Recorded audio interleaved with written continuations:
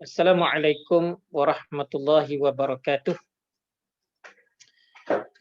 Alhamdulillah nahmaduhu wa nasta'inuhu wa nastaghfiruh wa na'udzu billahi min syururi anfusina wa min sayyiati a'malina may yahdihillahu fala mudilla lah wa may yudlil fala hadiyalah. Asyhadu an la ilaha illallah wahdahu la syarika lah wa asyhadu anna Muhammadan abduhu wa rasuluh. Allahumma aftah 'alaina hikmataka wa anshur 'alaina min khazaini birahmatika ya arhamar rahimin. Walhamdulillahi rabbil alamin. Amma ba'du fa ya ibadallah ittaqullah. Yang dihormati Dr. Bakri, kita punya tuan rumah lah, moderator lah kita kata, host ya. Terusnya kepada tuan-tuan sidang jamaah surau Al-Madani Bandar Baru Bangi. Hampir setahun lah kita tidak bertemu ya. Hampir setahun kalau dikira dari segi tarikhnya, kita mula PKP 18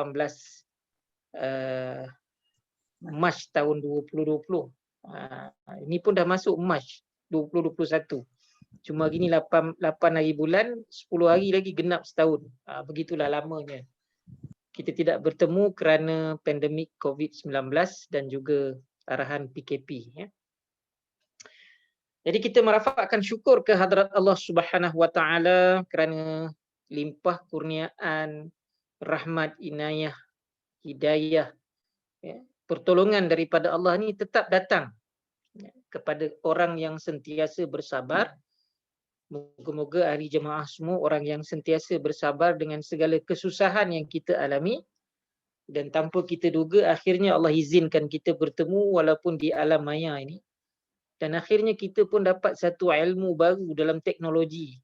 Mungkin sebelum ini tuan-tuan yang sudah ada kemahiran dengan teknologi ini mungkin sudah biasa. Tapi mungkin sebahagian besarnya rahmat pandemik ini akhirnya banyak ilmu teknologi ini yang kita dapat. Termasuklah pada malam ini kita secara alam maya. Jadi kita kembali menyambung kuliah yang telah dijadualkan sebelum ini, yang mana saya telah diamanahkan untuk menyampaikan kuliah daripada kitab Mustika Hadis ya. Himpunan hadis-hadis Nabi SAW. Jadi bila saya tengok kepada tanda kitab yang memang saya gunakan ini, kita memang masih lagi pada bab membicarakan tentang pengurusan jenazah. Sampailah kepada pengkebumian, tapi sudah di hujung-hujung lah. Kita dah bermula dengan soal kematian itu, sampailah tentang perkara menguruskan jenazah dengan mandinya, kapannya, solatnya. Dan pada malam ini kita sambung dalam membicarakan himpunan hadis berkaitan dengan perkara yang berhubung dengan kubur. Cerita seram sikit. Ini 9 khabar cerita seram sikit. Sebab apa? Kubur. Cuma orang Melayu ni bila sebut kubur je sinonim dengan benda yang menyeramkan. Tapi kalau orang Arab ni dilalu dah kubur macam mana pun keadaan dia, macam mana Rahman pun orang 9 khabar, macam mana lama pun kubur tu, kalau dia orang dengar apa-apa pun daripada kubur tu tak ada takut dah. Hatta pernah maknanya lalu di kubur sahabat saya semasa belajar di Mesir, dia di kuliah Syubra, seorang Al-Hafiz, kemudian ambil kuliah Al-Quran. Lalu di kawasan kubur, tiba-tiba dengar suara orang mengaji dari kubur. Tak lari dah, orang Arab pun tak heran. Ya, akhirnya bila dia bertemu dengan orang kampung, bertanya, mana datang suara mengaji? Sebab dari dalam kubur. Jadi mereka kenal si Polan yang sudah meninggal dunia itu adalah seorang Al-Hafiz, seorang yang menghafaz Al-Quran. Jadi benarlah orang yang hafaz Quran ni rupanya ya, di dalam kubur itu di sisi Allah. Di sisi Allah dia seolah-olah hidup dan masih lagi boleh memperdengarkan bacaan Al-Quran. Jadi keajaiban itu bukan semua orang boleh dapat. Jadi apa yang dihimpunkan hadis-hadis Nabi berhubung dengan kubur ini? Sebagai mukaddimahnya, apabila tentang kubur ini, biasanya isu ialah tentang keadaan kubur, pembinaan kubur, perhiasan kubur, ya, dan juga bagaimana adab kubur, termasuklah perkara-perkara dalam menguruskan jenazah itu, ya, termasuklah dimasukkan ke dalam kubur. Selain daripada perkara meratakan kubur, sebab meratakan kubur ini memang dibenarkan, ya. Meninggikan tebing kubur pada kadar sejengkal, disebutlah dalam mukadimah kitab Mustika Hadis ini. Menjirus dengan air, ya, menaburkan kubur dengan batu-batu kerikil yang kecil, dan mencucuk, mencacak ranting-ranting pokok yang masih hijau. Kalau hijau tu maknanya masih hidup, daun berwarna hijau, ranting yang masih hidup. Maka perkara ini diizinkan, malah menjadi sunnah, sebab Nabi buat. Baginda sallallahu alaihi wasallam buat. Sebab itu taburkan selasih pun masih lagi dibenarkan, ya. Maknanya kalau ada jenis pokok-pokok kecil yang hijau, masih lagi hijau, hidup, boleh dicacakkan. Sebab itu kita makruh apabila cabut. Ada sebahagian ulama kata cabut itu hukum haram. Sebab apa? Biarlah kehidupan tumbuh-tumbuhan itu memberi manfaat kepada si jenazah. Sebab mereka pun makhluk Allah yang berzikir, yang mohon keampunan kepada jenazah. Sampai begitu sekali Nabi sebut. Sebab itulah apabila pokok-pokok ini dibenarkan dicucuk, yang hidup, bukan yang mati. Yang mati itu boleh cabut. Biarlah makhluk pokok ini bertasbih, membawa rahmat bagi si mati. Itu ada disebut dalam kitab Sabilul Muhtadin, ada dalam Mughni Al-Muhtaj ada.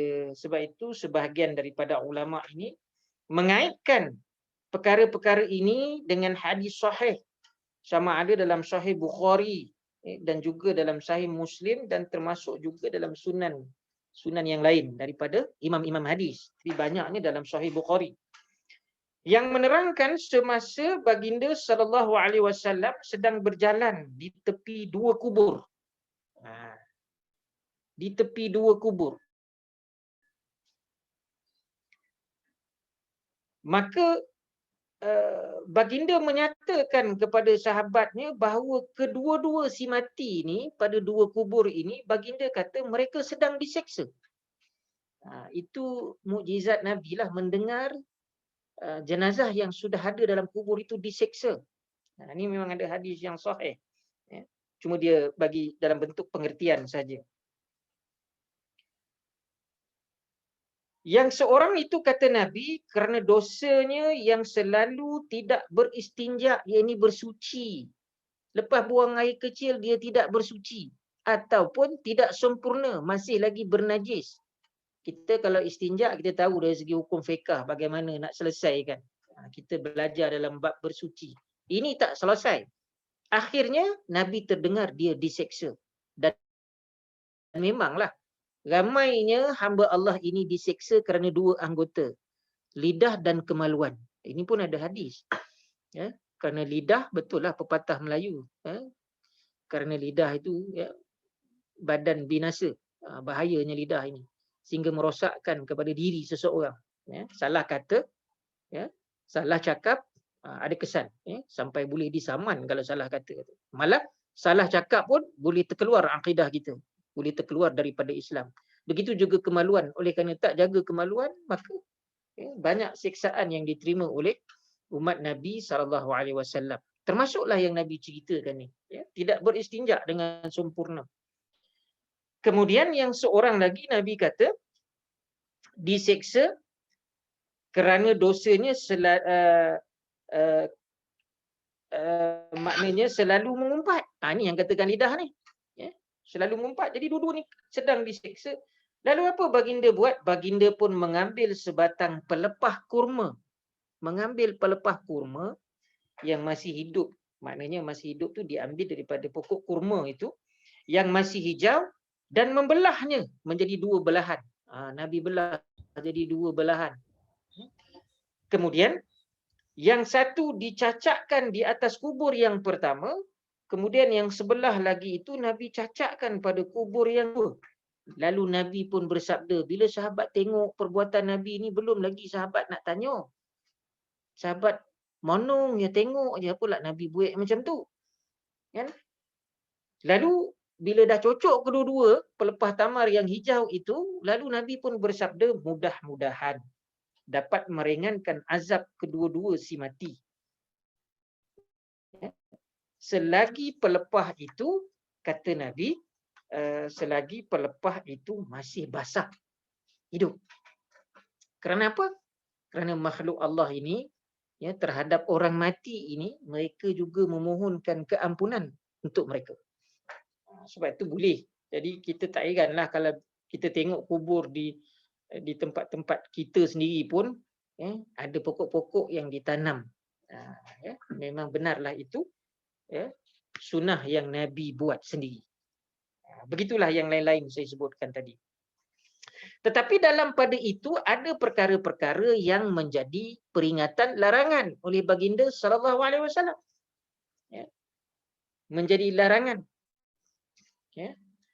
Sebab itu disebut tentang hukum binaan kubur dan perhiasan. Dalam hadis ini, hadis yang ke-243.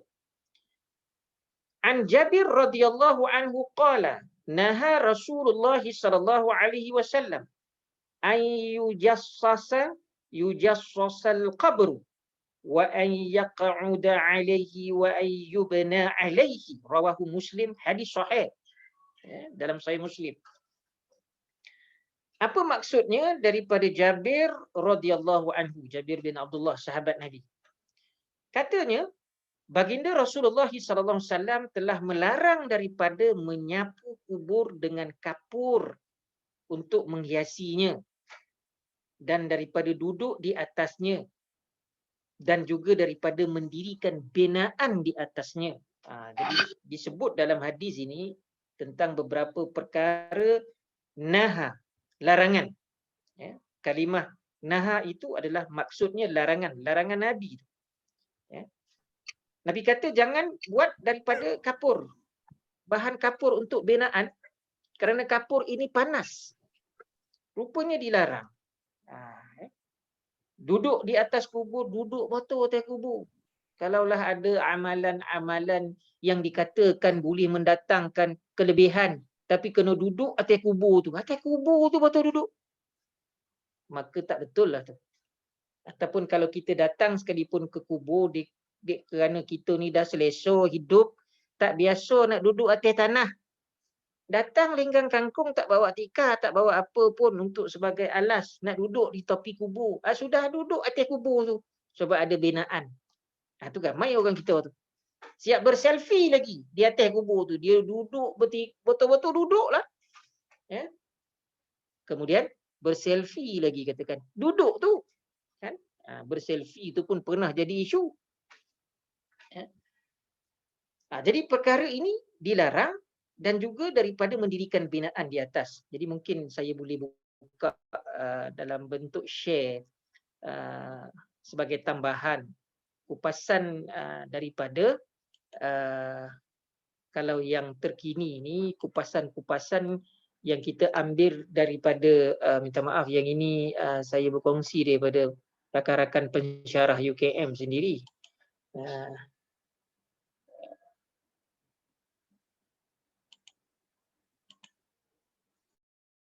Biasanya kita ambil daripada fatwa-fatwa ahli jawatankuasa syarak negeri-negeri. Ya, sebab mungkin masyarakat kita ni ada budaya mengamalkan binaan-binaan tertentu. Kalaulah ditanya tentang satu soalan, sebenarnya hadis ini menjelaskan tentang larangan Nabi. Tetapi huraian secara fiqahnya tidak ada dalam kitab Mustika Hadis ini. Sebab akhirnya dia menjadi perbahasan fiqah sebenarnya. Jadi kalau kita kuliah fiqah tentu kita jumpa perkara perbahasan ini. Ya. Kalaulah soalan itu membicarakan tentang pembinaan yang mana larangan Nabi tadi, soal duduk di atas kubur itu selagi tidak ada perkara yang diizinkan oleh syarak, janganlah kita duduk, melainkan keadaan yang diizinkan oleh syarak.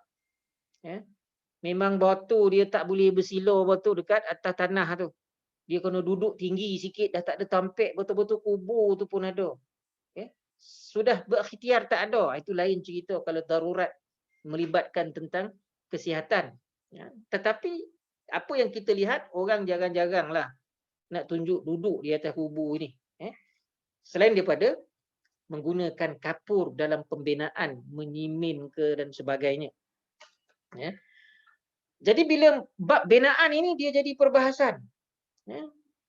Kalau kita ambil dalam kitab Fiqh Al-Manhaj Asy-Syafi'i, iaitu kitab fiqh mazhab Asy-Syafi'i, menyatakan bahawa makruh membina kubur sama ada di sebelah dalam ataupun di luarnya dengan bahan yang menyerap bahan panas seperti simen, batu kapur dan seumpamanya. Ini bahan yang disebut tadi untuk menghiasi itu dengan kapur ini tadi. Pada mazhab Syafi'i makruh, tahrim, makruh yang hampir kepada haram. Sebab disebut naha Rasulullah sallallahu alaihi wasallam ay yujassasal qabru, daripada hadis yang tadi itulah. Kemudian walau bagaimanapun pembinaan kubur dengan batu mamar dan seumpamanya adalah haram. Tetapi dengan batu mamar, kita tengok ni orang buat kubur dengan batu mamar ni memang ada, bukan tak ada. Tetapi dalam perbahasan fiqh ini pada Imam Asy-Syafi'i, mazhab Asy-Syafi'i kata haram. Kerana perbuatan tersebut sangat bertentangan dengan apa yang Rasulullah sendiri tegaskan dalam bentuk larangan itu. Kalau kita buat, maknanya telah menafikan larangan Rasulullah. Dan terdapatnya unsur pembaziran. Pembaziran kita tahu. Kerabat kepada syaitan yang ditegah oleh syarak. Syarak tegah. Kalau pembaziran ni syarak tegah. Apatah lagi bawa kepada unsur-unsur kemegahan dan kebanggaan yang mana agama mencela soal kemegahan dan kebanggaan ini. Bila bawa kepada keburukan ini tadi. Malah makruh tahrim meninggikan kubur dan membuat binaan atasnya.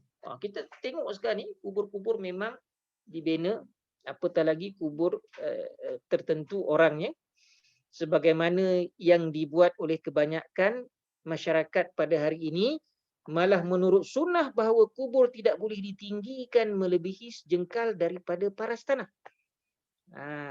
Alla ab'athuka ala ma ba'athani alaihi Rasulullah sallallahu alaihi wasallam alla tad'a timthala illa tamastahu wala qabran musyrifa illa sawaitahu. Aku menyampaikan pesanan Rasulullah sallallahu alaihi wasallam, kata Abu Al-Hayyaj Al-Sa'di Al-Asadi, maknanya daripada Ali bin Abu Talib, katanya Abu Hayyaj Al-Asadi berkata, maknanya itu sahabatlah. Aku menyampaikan pesanan Rasulullah SAW kepada aku bahawa jangan ditinggalkan patung-patung kecuali setelah engkau hancurkannya. Patung itu binaan. Begitu juga dengan kubur yang binaannya tinggi kecuali setelah engkau ratakannya. Jadi kubur ni konsep dia rata. Tinggi sedikit pun maknanya sejengkal. Binaan tepi supaya tidak meruntuhkan. Tapi kalau kita tengok negara Arab ni, macam Arab Saudi ni, Arab Saudi lah yang kuat berpegang kepada ini, kita tengok kubur dia memang tak ada binaan apalah. Tuan-tuan dah pergi kan, tengok makam Badar, tengok macam mana kan, melaut kubur kat situ. Malah beruntungnya orang yang meninggal di sana tu, di sanalah dikebumikan. Sebab apa? Itu lebih afdal daripada bawa balik orang yang di Mekah dan Madinah meninggal tu 3 tempat. Mekah, Madinah dan juga di Masjidil Aqsa, di kawasan Palestin, Masjidil Aqsa tu. Kalau meninggal di sana, kebumilah sana, kata. Itu lebih afdal. Larangan makruh ini dikuatkan dengan realiti bahawa kematian itu adalah pemutus bagi kemewahan. Sebab apa? apa dimaksudkan pemutus bagi kemewahan, keseronokan dan kecantikan yang dibanggakan sewaktu hidup ketika malaikat maut datang untuk mencabut nyawa Nabi. Dalam riwayat menceritakan malaikat maut datang berupa sebagai manusia.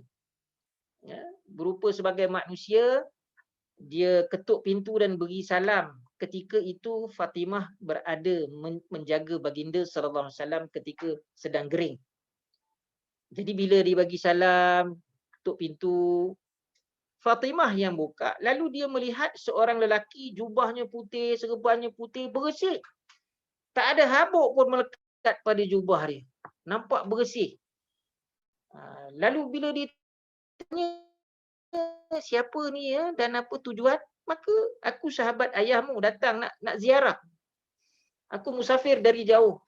Tapi Fatimah ni tahu bila musafir di padang pasir, negara Arab ni zaman lagi kan, memang biasa berangin. Ya. Ya. Jadi akhirnya ayahku tidak sihat. Dia tak benarkan. Tutup balik pintu. Bagi salam lagi. Ketuk pintu. Sampailah 3 kali. Sehinggalah Nabi tegur Fatimah. Siapa tu? Dia kata sahabat ayah anda nak datang ziarah tapi aku tak izinkan. Tetapi Nabi kenal, dengar suara tu dia kenal. Itu malaikat maut. Lalu kau tahu tak siapa tu Fatimah? Itulah yang memisahkan di antara, sebagai pemutus di antara kehidupan, keseronokan dunia ni, kelazatan dunia dengan akhirat. Bila dunia ni kita nak tinggalkan, dia akan memutuskan segala nikmat lazat dunia tu. Ini yang Nabi kata, realiti kematian kita ini adalah pemutus bagi kemewahan, kecantikan, apa saja nak dibanggakan sewaktu hidup. Jadi sebab itulah makruh apabila kubur ini hendak dinampakkan, dibangga-banggakan, dimewah-mewahkan, sehingga jadilah kubur itu ingatan kepada kematian, bukan kemewahan. Apatah lagi tidak boleh menggunakan harta peninggalan si mati untuk tujuan nak bina lagi sesuatu yang begitu indah di atas kubur. Seperti mana firman Allah dalam surah ayat lazim yang biasa kita baca, Alhaakumut takatsur hatta zurtumul maqabir. Kamu telah dilalaikan daripada mengerjakan amal bakti oleh perbuatan berlumba-lumba untuk mendapatkan dengan sebanyak-banyaknya apa? Dekat dunia ni, harta benda, anak pinak, pangkat, pengaruh, sehingga kamu masuk ke kubur. Jadi surah At-Takatsur di awal-awal tu, Alhaakumut takatsur tu, ya, hatta zurtumul maqabir ini yang menyatakan kita ni asyik lalai terhadap apa? Harta benda kita, anak pinak kita, pangkat kita dan sebagainya. Sehingga kamu nak masuk kubur pun pasti fikir harta lagi. Ya. Sebab itu apabila dirujuk kepada tafsir dalam kitab tafsir Safwatut Tafasir oleh Syekh Ali As-Sabuni yang menyebut bahawa maksudnya mereka ini manusia terlalu sibuk dan berbangga dengan harta benda pada ayat At-Takatsur 1 dan 2 ini. Harta benda mereka, anak-anak dan para pengikut sehingga melupakan untuk berbuat kebajikan, taat kepada Allah dan meninggalkan persiapan akhirat sehinggalah kematian tiba kepada mereka. Lalu mereka dikebumikan di dalam kubur-kubur. Sepatutnya kita ini semakin bersedia nak menghadapi kematian dan semakin bersedia untuk menuju kepada kubur. Bukanlah buang dunia, jangan buang pula dunia. Itu maksud dia. Ini sedikitlah ya. Jadi itu perbahasan tentang pembinaan itu tadi. Jadi perkara ini memanglah perlu kita rujuk kepada jawatan kuasa syarak lah ataupun Majlis Fatwa Kebangsaan terhadap apa-apa saja binaan sebab sudah lama berlaku kan, sudah lama berlaku dan dia bukanlah satu yang mudah untuk disampaikan, untuk ditegah dan sebagainya. Dia perlu satu pendekatan yang berhemah dan juga perlunya dakwah bilhal bagi memahamkan kepada masyarakat. Okey. Saya stoplah share tu sebab nak terangkan yang itu sedikit saja ya. Tuan-tuan sidang jemaah yang dirahmati Allah, ya. Ada lagi hadis lain yang disebut oleh Al-Hafiz Ibn Hajar Al-Asqalani mengenai satu peristiwa yang berlaku bahawa semasa baginda berjalan di tepi sebuah kubur, lalu berhenti di situ dan meminta dibawakan kepadanya 2 pelepah tamar ataupun kurma yang masih hijau, kemudian baginda mencacakkan satu di sebelah kepala kubur dan yang satu di sebelah kakinya. Ini peristiwa lain. Hadis yang saya sebut tadi dari segi maksudnya 2 kubur yang mana ahlinya sedang diseksa kerana dosa tidak menjaga kemaluan dan juga maknanya mengumpat, tidak menjaga lidah, tidak beristinja dengan sempurna. Yang ini satu kubur. Dalam peristiwa Nabi lalu pada satu kubur dia minta bagikan pelepah tamar. Belah 2 juga. Satu pacak dekat bahagian kepala, satu lagi pacak dekat bahagian kaki. Kemudian maknanya apa tu? Nabi terdengar bahawa hamba Allah itu diseksa.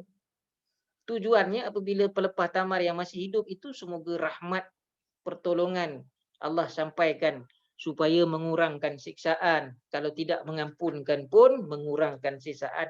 Malah rahmat Allah ini tidak kiralah bagaimanapun walaupun sedikit tapi akhirnya dapat pengampunan. Kita kan ada ikuti hadis tentang beriman hari akhirat, macam mana syafaat Nabi, yang mana bila dibangkitkan kita daripada alam kubur ini, semasa berada di padang mahsyar, syafaat yang pertama Nabi ini Allah kata, kamu pergi ikut Muhammad terus masuk dalam syurga.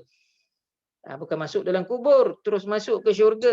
Tak payah lagi Allah nak tengok apa sahaja amalan dia, nak nilai amalan dia, tak ada dah. Tak payah. Itu syafaat yang pertama. Syafaat yang kedua, mereka kumpulan yang sudah diputuskan masuk ke dalam neraka. Madani online. Tetapi syafaat Nabi diampunkan. Minta diampunkan. Akhirnya sepatutnya masuk neraka tadi. Tapi oleh kerana syafaat Nabi yang sangat istimewa ni, akhirnya Allah ampunkan. Ini rahmat. Tapi dengan syarat dia tidak syirik lah. Kalau dia syirik ataupun dia murtad, tak ada harapan lah untuk masuk ke syurga ni. Khalidina fiha abada. Kekalah dia dalam neraka. Baik. Dalam satu lagi hadis yang disebut oleh Imam Hafiz Ibn Hajar Al-Asqalani ini, mengenai satu peristiwa, baginda menggunakan 2 dahan kecil yang masih hijau. Dahan kecil saja, tapi masih hidup, masih hijau. Yang diambil daripada 2 batang pokok yang ada di situ, dekat kawasan kubur itu. Menunjukkan bahawa yang lain daripada pelepah kurma pun ataupun tamar ini juga boleh digunakan. Macam tampek kita. Mana nak dapat pelepah tamar ni? Tak, kalau tanam dapat lah. Kalau dekat Masjid Negari di Seremban, Negeri Sembilan ni, memang ada ditanam pokok kurma tu. Barulah nampak, oh ni romannya pokok kurma kalau orang tak pernah tengok lah. Tapi tak nampaklah pula buah dia kan. Jadi bukanlah bermakna buah tamar, pokok tamar ataupun kurma saja. Rupa-rupanya Nabi pernah mengambil dahan pokok lain selain daripada pelepah tamar ini, yang Nabi ambil ranting sahaja, dahan kecil sahaja, tapi masih hidup, lalu Nabi cocok kepada kubur tersebut. Begitu juga seorang sahabat Buraidah Al-Hasib radhiyallahu anhu. Ini pun sama juga, Al-Hafiz Ibn Hajar Asqalani meriwayatkan, sahabat Nabi ini dia berwasiat. Sebelum dia meninggal dia berwasiat. Berwasiat ni bukan roto saja. Sahabat Nabi ni dalam berwasiat bukan soal harta saja. Barangkali kita kalau berwasiat ni lebih kepada harta. Tapi memang itu sunat. Jangan kata tak boleh pula berwasiat harta. Tiap-tiap malam kita nak tidur tu sunat hukum dia kita berwasiat. Sebab kita tak tahu bila kita pergi. Jangan bila kita pergi tentang harta ni, rupanya kerabat kita yang hidup ini beramuk berabut roto. Jadi penting wasiat itu. Jadi apa wasiat Buraidah ini? Supaya dicacakkan dua potong pelepah tamar ni di atas kuburnya.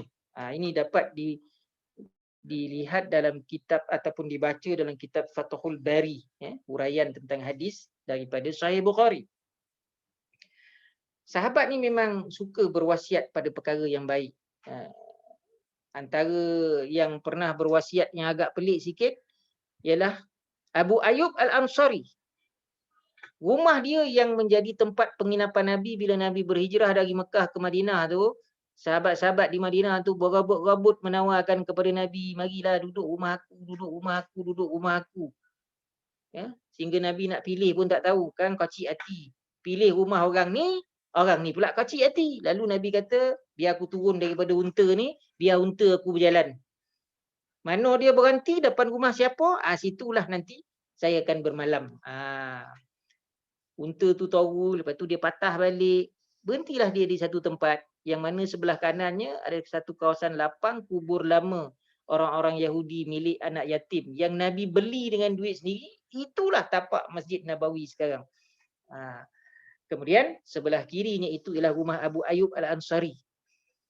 Abu Ayyub Al-Ansari ni dia pernah dengar Nabi bersabda tentang kisah 800 tahun akan datang. Iaitu orang yang membebaskan Konstantinopel. Masa tu buat parit untuk perang Khandak. Bila Abu Ayyub dengar Nabi kata, satu ketika nanti kamu akan, kalau umur kamu panjang, kamu akan lihat seorang raja yang sebaik-baiknya, seadil-adilnya raja itu dan tenteranya sebaik-baik tentera yang akan membebaskan Konstantinopel. Masa itu Konstantinopel ialah Istanbul sekarang ni, Turki yang berada di bawah pemerintahan Empire Rom dan dibantu oleh Byzantine. Siapa hamba Allah itu? Rupanya Muhammad Al-Fatih. 800 tahun lepas Nabi bersabda baru berlaku. Memang betul Muhammad Al-Fatih ni memang tak masuk akal dia punya perintah dia kepada tentera dia yang dibawanya seramai 400,000 berperang selama 48 hari tak menang-menang. Kerana apa? Turki itu dia ada 2 laut kan. Dia 2 benua, Eropah dan Asia. Rupanya sebahagian laut di sebelah timur sana, di sebelah barat sana dikuasai oleh Rom dan Byzantine. Perang-perang itulah kekuatan tentera laut Muhammad Al-Fatih sebelah sini, sebelah timur. Sudah diperintahkan tentera dia tarik kapal naik ke darat dan labuhkan di sebelah sana. Kan kojo tak masuk akal tu, tarik kapal naik ke darat. Macam mana borek kapal tu? Ramai tentera dia yang putus kaki, putus anggota kerana apa? Terkena gelikkan kayu-kayu dan juga kapal itu sendiri. Tapi mereka berkorban demi nak menang perang. Tapi bila kapal tu dalam 70 buah kapal ditarik, seramai-ramai itu akhirnya sampai ke seberang, sudahnya menang peperangan itu, maka bermulalah era ditukarkan Konstantinopel itu kepada Islambul. Sudahnya tukar kepada Istanbul. Tu Kamal Atatürk lah. Jadi Abu Ayyub Al-Ansari ini berwasiat, bila aku mati, kebumikan aku itulah di Istanbul itu. Bila ditanya oleh sahabat, apa pula kau nak mati kat situ? Dikebumi di situ. Dia orang Arab. Kerana aku nak mendengar tapak kaki kuda seadil-adil raja dan sebaik-baik tentera. Itulah hebatnya Abu Ayyub Al-Ansari, orang Ansar dari Madinah, yang mana ada rakyat Malaysia, anak Datuk Ahmad Azam ke? Siapa nama tu? Anak dia yang meninggal accident, dikebumikan dekat dengan kubur Abu Ayyub Al-Ansari oleh kerajaan Turki. Okeylah. Panjang dah, nak dekat pukul 10 lah, 7 minit lagi. Jadi wasiat dia akhirnya sahabat tunaikan. Dia dikebumikan di sana. Baik. Kalau tuan-tuan tak berapa jelas ataupun clear apa saya cakap ni, mungkin internet saya ada masalah. Kadang-kadang keluar ayat your internet unstable, dia kata. Baik. Seterusnya, sebelum kita tamatkan kuliah ini pada jam 10, sepotong lagi hadis Nabi, iaitu hadis yang ke-244 daripada Jabir radhiyallahu anhu qala naha Rasulullah sallallahu alaihi wasallam an tuhassasal qubur wa an yuktaba 'alaiha wa an yubna 'alaiha wa an tuta'a. daripada Jabir radhiyallahu anhu, katanya Rasulullah sallallahu alaihi wasallam telah melarang daripada menyapu kubur dengan kapur dan daripada menulis pada apa-apa yang ada di atasnya dan daripada mendirikan binaan di atasnya dan juga daripada memijaknya ataupun berjalan di atasnya. Hadis ini bertaraf hadis hasan sahih riwayat Imam At-Tirmizi. Lebih kurang sama dengan hadis yang pertama ni tadi. Cuma kelainan dia tentang kapur itu ada. Tapi menulis pun ada dilarang di sini. Sebab itu menulis ini tak dibenarkan nak tulis ayat Quran dekat kubur. Nak ditulis kata-kata syair ke. Nak ditulis kata-kata semangat ke, kata motivasi pada kubur tak dibenarkan. Sebab itu kalau dibenarkan pun hanya sekadar nama si Fulan bin si Fulan pada batu nisan itu dengan menyatakan kelahiran dan kematian dia. Sekadar untuk sebagai tanda supaya tahu oh ni kuburnya bila ada nama ni. Macam itulah. Itu pun masih dipertikaikan, kan? Masih lagi diperbahaskan sebab mengambil kira larangan Nabi ni menulis apa yang ada di atasnya, kan? Jadi daripada hadis ini alim ulama rahimahullah telah menghuraikan kandungan kedua-dua hadis ini. Yang pertama, masalah menghiasi kubur dengan disapu kapur tadi hukumnya makruh. Itu banyak kitab-kitab fiqh lah. Hikmah larangan itu tidak diterangkan secara detail lah dalam kitab ini. Dalam pada itu, ada yang mengatakan boleh jadi kerana apa? Perbuatan mencantikkan kubur termasuk dalam perhiasan dunia. Sedangkan si mati tidak berhajat kepada dunia. Yalah, bab cantik lah. Memang perhiasan dunia. Atas dunia ni, siapa yang tak nak cantik? Rumah pun nak cantik, bangunan pun nak cantik. Kalau toke-toke besar ni, dia ada bangunan dia sendiri. Tak nak bangunan tu buruk je. Kan? Kita pun ada kenderaan, kita jaga betul biar dia nampak cantik. Gitu kan? Kucing naik atas kereta pun, yalah saya pun kalau kucing naik atas kereta tu, kan? Kita pun angkat juga dia, katakan. Habis bercala kita tu. Kalau kereta tu pula baru bali, katakan contoh. Itulah sifat manusia di dunia ni. Tak akan kecantikan. Tapi kematian dan kubur ni, tak ada kaitan dunia ni. Sebab itulah di antara sebab dilarang, kata para ulama. Yang keduanya, masalah mendirikan bangunan di atas kubur ataupun di tepinya ataupun mendirikan pagar ataupun tembok di kelilingnya, maka hukumnya dimuktamadkan dalam mustika hadis ini adalah makruh jika tanah itu bukan tanah wakaf dan bukan pula tanah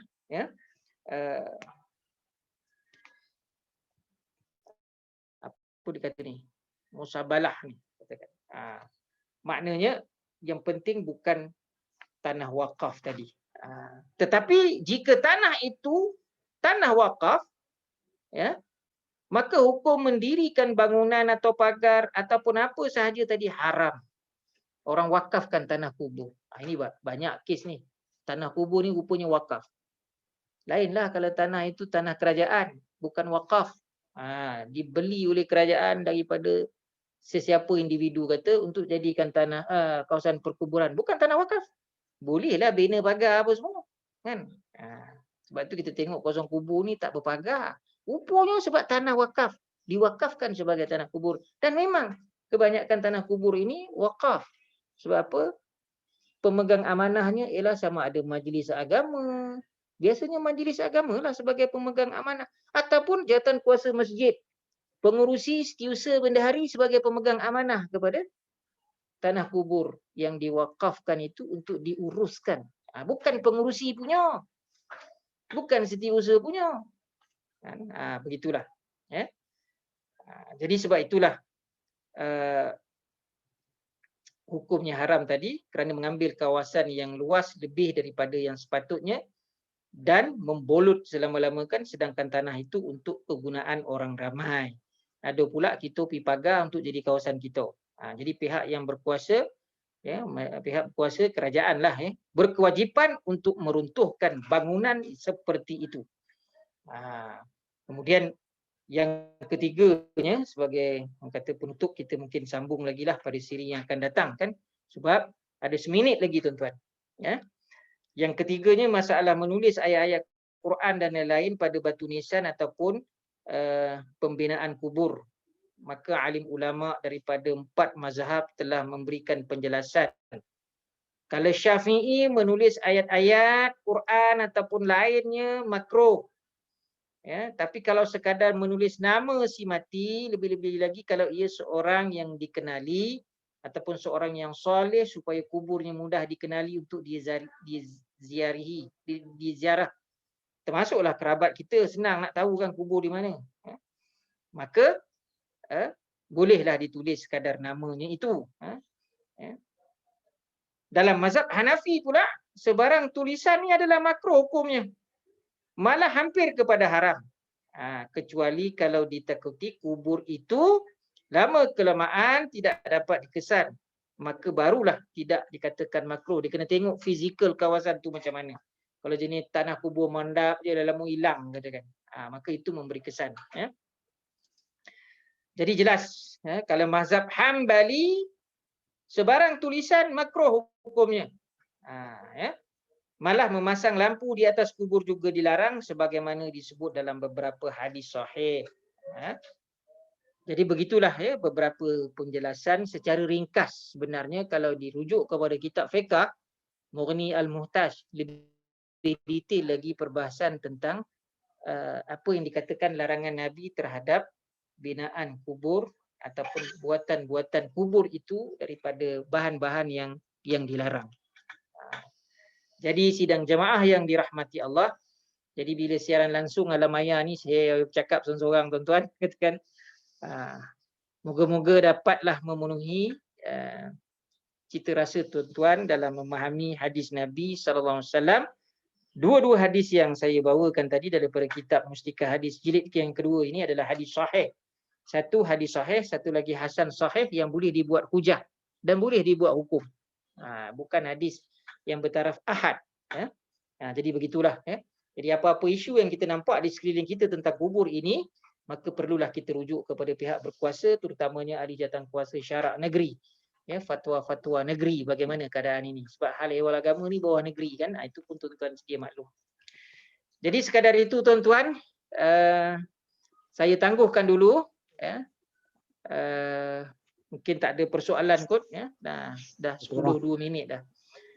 Jadi saya sudahi dengan aqulu qali hadza wa astaghfirullah li wa lakum. Wassalamualaikum warahmatullahi wabarakatuh. Saya serahkan kembali kepada Dr. Bakri. Wallahu a'lam. Waalaikumsalam warahmatullahi wabarakatuh. Terima kasih Ustaz atas pencerahan dan kongsian tadi. Kepada semua ahli karya ada sikit makluman, iaitu pada minggu ini kita memang ada kuliah setiap malam, sehinggalah malam hari Khamis, malam Jumaat. Esok Ustaz Hanif, lusa Ustaz apa, lupa lalu.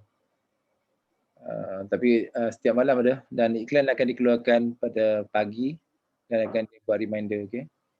Dan hari Khamis malam ada tafsir Ustaz Ikmal Zaidi. Jadi harap kita semua yang mana yang konsisten ni kita dapat teruskan ambil manfaat daripada kuliah-kuliah yang disediakan oleh EJK Surah Ramadan ni. Jadi Ustaz, terima kasih atas kuliah yang diberikan. Semoga kita bertemu lagi di lain masa, insya-Allah. Nanti saya kontak. Insya-Allah. Baik, terima kasih. Assalamualaikum warahmatullahi wabarakatuh. Waalaikumsalam warahmatullahi wabarakatuh.